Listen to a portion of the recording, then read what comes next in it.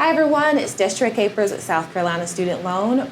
I am the Director of Marketing and Outreach, and you have tuned in for another episode of SC Student Loan Speaks. So today I have ShaQuana Bracey with me, and we're going to talk all things teacher loan programs, but we're not going to go too much in the weeds because we have 3 different programs to talk about, and there's forgiveness connected to those. And so our website is the best place for you to get all of the intricacies connected with the program, but we do want to introduce it to you all. And ShaQuana is one of our newest members on our team, and she had the pleasure of actually participating in the teacher loan program. So we're going to get a little bit of the inside scoop today from someone who actually leveraged the program and received the forgiveness. Right. Okay. So teacher loan program, there are 3 different types of programs that are in this opportunity. First things first, you need to know that this is a state program that we administer here at South Carolina Student Loan. So it's not a South Carolina Student Loan product, but we administer it on behalf of the Commission on Higher Education. And so this is a program that is written into legislation that allows and wants to promote teachers to not only be educated in South Carolina, but stay here in South Carolina as well.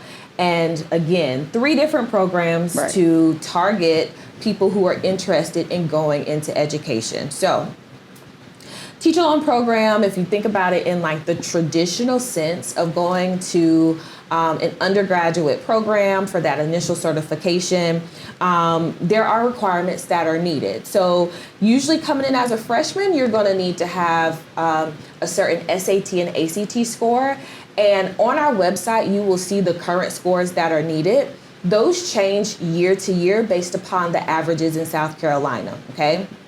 You will also need to graduate in the top 40% of your class and intend to enroll in an education program that will result in you being eligible for a certification, okay? So that's the undergraduate program, so the traditional education pathway. And then there's the graduate loan that is connected to the teacher loan program as well. So entering into your graduate program, you do have to have at least a 2.75 your first semester. And then to maintain it after that, I believe it's a 3.5. Information is on our website out of a 4.0 scale. So just like with all of our state programs, there's initial criteria that you would need to receive it, and then you need to maintain it, right? Just like any other scholarship that is reoccurring, you need to maintain that eligibility status throughout the years that you're eligible for it, okay? Also, with the teacher loan program, ideally, they're looking for initial certifications in a pathway.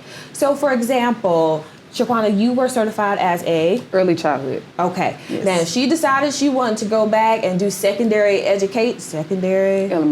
and then secondary. Okay, yes. If she wanted to do secondary education, that's a different certification, different population of students that she would be working with, then she could actually go back and get another certification to change into that different education setting. But if she wanted to stay in early childhood, then, and let's just say get like an add-on certification, then it wouldn't be eligible. So just know that this program is for your initial certification. You can't already be certified in it, okay? Then we have our career changers. So that's someone like me who went to school not for education and decided that I wanted to go into education and pursue that pathway. I would have to have my bachelor's degree for, guess how long? 3 years. Really? I have to have that degree for 3 years, and I have to have been employed for 3 years in order to be eligible for this program. Okay, and again, they want this to be your initial certification, so keep that in mind as well. Now, the loan amounts connected to those 2 different programs are different as well. So let's stop right there and kind of talk about your process, because you did the traditional teacher loan program Right. for your undergraduate degree, Yes. even though you do have other degrees. Yes. So what was that process like for you? So I found out about it pretty late. Okay. You can start your freshman year, like you stated. Yes. I found out my senior year. Oh. So yeah, so I missed out on a good little bit of money. But I found out my senior year, I owed some money to the school. Okay. And I went to the financial aid department, trying to get some help. They Yes. gave me the paper application because it is paper. Yes. You have to fill it out on It paper. is paper. And I filled it out and gave it to the dean of education. Okay. And they gave it back to the financial aid department for me. Okay, Yes. perfect. So, one, I want to point out, ShaQuana had to advocate for herself, right? Yes, So, yes. I'm a big proponent for students learning how to advocate for themselves. Absolutely. In any regard. So, whether it's health needs on campus, Right. whether it's academic support on campus, financial aid assistance, whatever it is, I can almost guarantee you your school has a department for it. Right. You just have to ask the questions and find the right people to get the support that you need. So Right. I really appreciate you saying that. You went and asked Definitely. questions. Right. And then from there, they had something to share with her. Oh, we actually have a program that you could be eligible for. Right. She had the maintaining GPA needed, so that helped her to become eligible. Right. And she still had other things to do. She had to go to her dean in order to get it signed off on, who then turned it back to the financial aid office and Yes. processed it from there.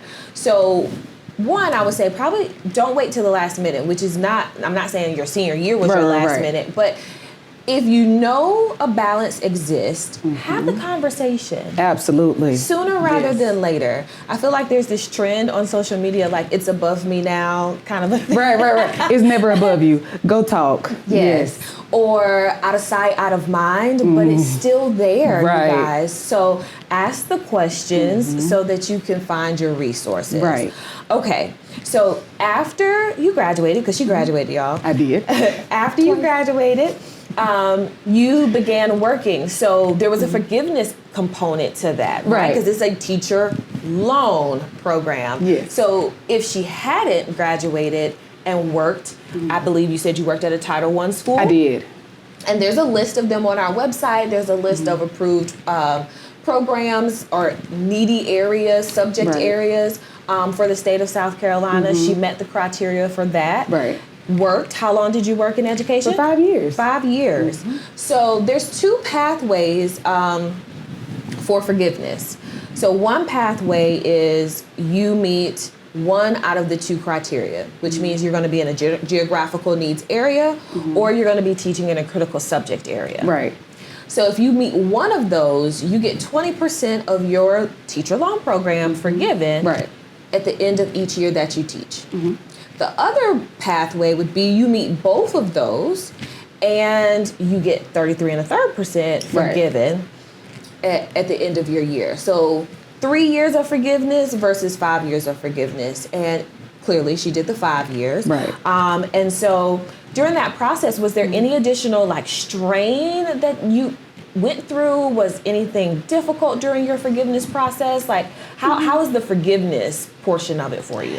It wasn't difficult. You had to fill out the forgiveness paper and get your loans deferred every year that you taught. Correct. So the only thing was just remembering to do that every single year. Yes. So every year at the start of your teaching year, you would have to fill out a paper, put the upcoming year, that you would need to get deferred, and Yes. then the past year to get it forgiven. Yes. And you would send it to your school district. Okay. You would send it to your school district, to HR, and then they would send it to the Department of Education here for you. Okay. So. Perfect. So the hardest thing is just to remember. Yes. So that's the biggest thing. And one of the great things is if you were to forget and then now you have a notice saying that your loan is about to go into repayment, it still gives you time.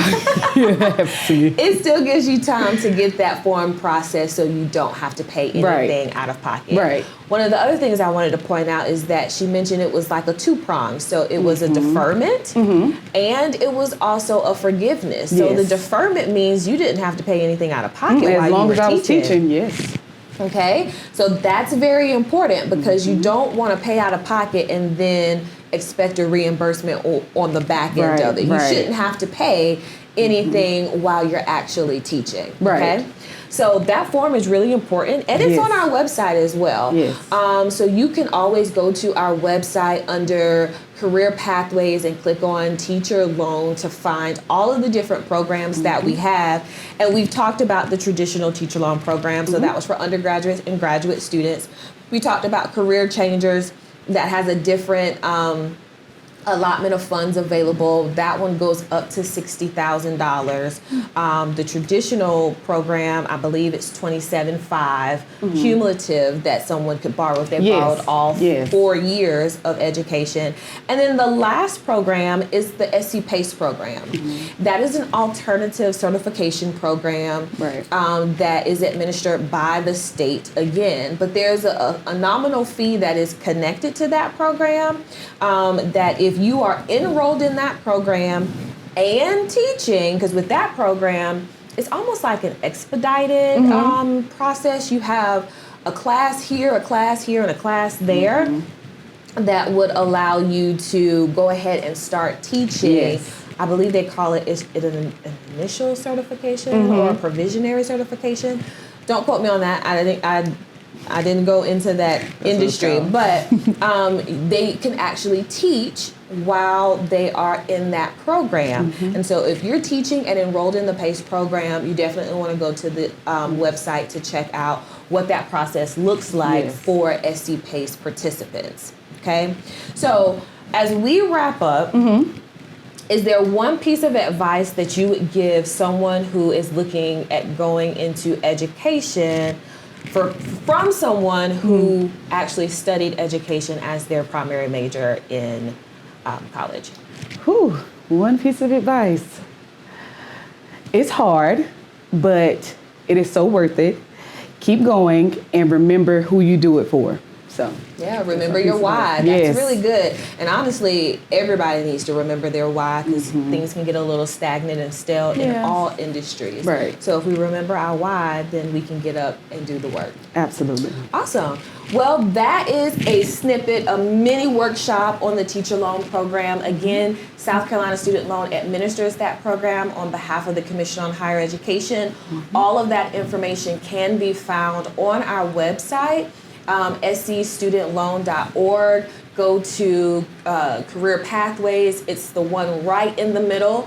And I just want to reiterate that for those who are going into education and visit our website, you're going to see apply buttons all over the place. But definitely, if you're undergraduate or graduate students, you want to find the Teacher Loan Program first. The apply buttons are specifically for our private student loans. So private student loans, you hit the apply button, and as ShaQuana mentioned, Right. the Teacher Loan Program is actually a paper application. And so we are working to make sure that our education majors know about the Teacher Loan Program and can find it efficiently on our website. So again, scstudentloan.org. Career Changers, and then you will see the Teacher Loan Programs in the middle of our Career Pathways. Until next time, y'all stay good.